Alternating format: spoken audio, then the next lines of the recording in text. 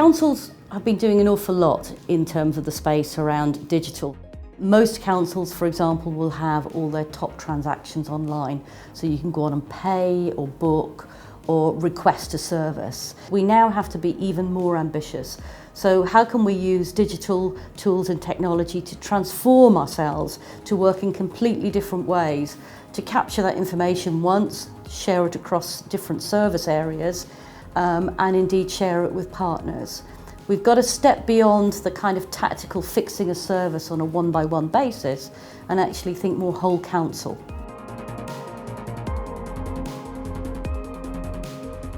Last year, the British Chambers of Commerce conducted our Digital Economy Survey, which looked at how businesses perceive and use technology in the workplace. And one of the areas that we focused on quite significantly was skills in the workplace when it comes to IT and all things digital. And one of the areas that was probably of most concern was there was a lack of skills in the workplace, even in terms of some of the very, very basic IT skills, just the basic use of just computers and technology in the workplace. Where businesses need to really make sure that they don't fall down is actually making sure that all their staff are well trained and situationally aware about how they use technology and their role in protecting the business moving forwards. I think it's very important that the chief execs and the other leading minds in our organisations actually have a more fuller appreciation of the fact that adopting digital new technologies is very much more than just buying a new piece of kit. There really does have to be a proper strategy in place to ensure that in acquiring these new pieces of equipment or the new technology, that there's the skills there in the workforce to actually adapt and adopt those technologies.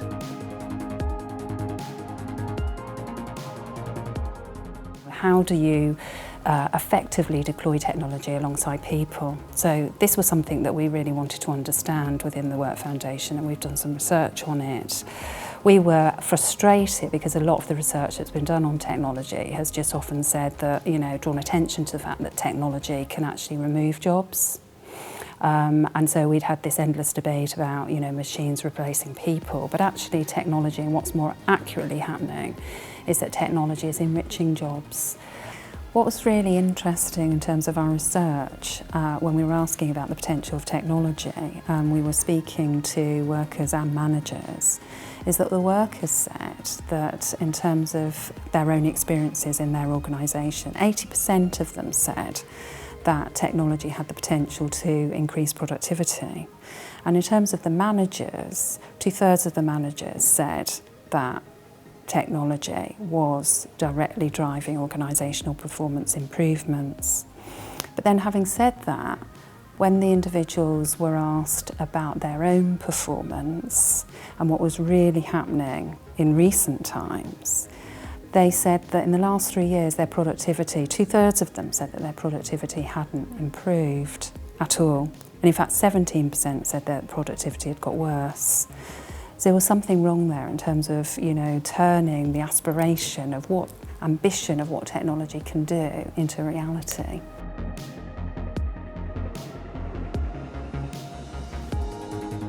We have a connected knowledge strategy. This is about connecting together all of the bits of data that we've got spread across the council and putting those in a form that we can use them to provide a single customer view, which means that we get very customer-focused services.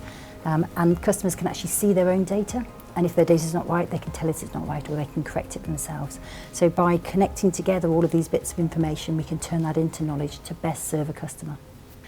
We're operating a kind of three-pronged approach. So we have an innovation strand running where we're using some of the kind of cool technologies that I'll come back to. We've got a transformation stream, which is about really challenging the processes that we're doing and seeing if we can do them in a completely different way or whether we need to do them at all. And then we have a strand around replacing some of the legacy things that we have, the things that are holding us back and actually stopping us from making those steps forward. And what this means is we're actually saving people's time, so they're able to deal with web chats much quicker, they're able to deal with emails much quicker, which frees up their time to deal with the more complex queries, where you actually need a person to help somebody through the process. For me, it's more of a kind of augmented intelligence. It's more actually using the artificial intelligence to do the grunt work to do the 80% of the task, and then the 20% the human can do on top of that. The other thing is actually it's going to change our roles, because the standard repetitive things we'll be able to get the machines to do, and then we can refocus our energies on other things, on the more high value activities.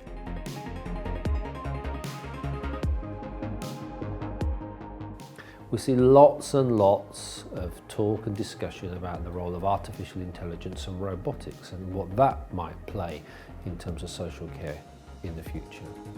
There's some caveats you need to play with that. Firstly, we need to make sure that we don't get hung up on the technology.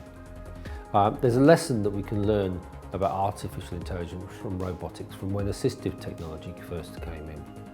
That lesson is this, that we went out and we got loads of amazing kit, but nobody knew how to use it. Nobody had the confidence to use it. Nobody had the confidence to be able to assess properly when they should be putting it into somebody's life. And when it was there, it would often sit there. In artificial intelligence and robotics, we're at risk of making the same mistake. And what we need to make sure we do for the social care workforce and for commissioners is that we ensure that those commissioners realise that when they can commission that digital tech to support someone, they still have to commission the human tech in order to make sure that people live independent, quality lives. My name is Pepper. There will obviously be changes in the workforce in the future. There will also be new opportunities for people to develop new skills supporting the robotics industry. We're in Southend. We are using a robot, Pepper. We're using him across the wide range of the council, mainly in social care setting. We are confident that it will not replace hands-on care. We're using Pepper to enhance, to enrich people's experiences of perhaps living in a care home or living with dementia or Asperger's. How are you today? I'm glad you are fine. We've had disruptive technology before. We've had computers introduced into the workplace. Computers were going to replace all of our jobs. You only have to look at the changing skyline of the City of London to see that actually computers have generated new industries, generated new opportunities for people to work differently with different skill sets. So whilst there will be certain jobs that may be affected, the opportunities will be there for people to actually have new skills, new skill sets. Goodbye.